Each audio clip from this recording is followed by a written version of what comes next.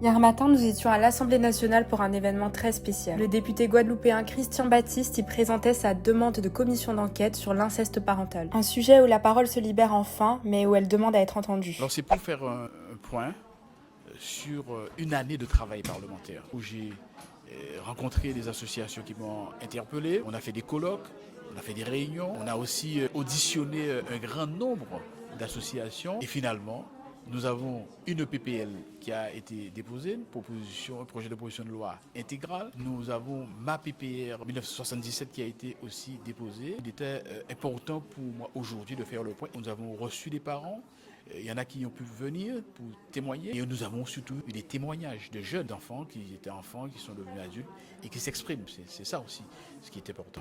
Et justement, qu'est-ce qui vous a le plus marqué dans ces événements ? Dans ces événements, ce sont les témoignages qui sont poignants. Je crois qu'à chaque témoignage, c'est une grande émotion. Ce sont des larmes qui se déversent. Je suis aussi impressionné par cette volonté de plus en plus de ceux qui prennent la parole. Parce que vu que c'est un sujet qui est tabou, souvent on ne veut pas s'exprimer, on ne peut pas s'exprimer. Et nous constatons que de plus en plus, il y a cette expression. Et ça aussi, j'ai été impressionné. Et d'ailleurs, l'objectif même de notre proposition de loi, c'est permettre qu'il y ait cette expression pour pouvoir effectivement arriver à un traitement judiciaire qui soit équitable. C'est un sujet tabou, notamment dans les Outre-mer. Est-ce que vous avez pu étudier un peu la question ? Bien sûr, parce que je tiens à rappeler que la première association qui m'a interpellé, c'est le CEFOM, le collectif des femmes d'Outre-mer et du monde. Nous avons fait un colloque justement à ce sujet. Donc il y avait des personnes victimes d'inceste de la Martinique, de la Guyane, de la Guadeloupe. Ce que nous souhaitons, c'est que dans nos territoires, qu'il y ait de plus en plus d'associations qui se créent. Et le collectif des associations qui accompagnent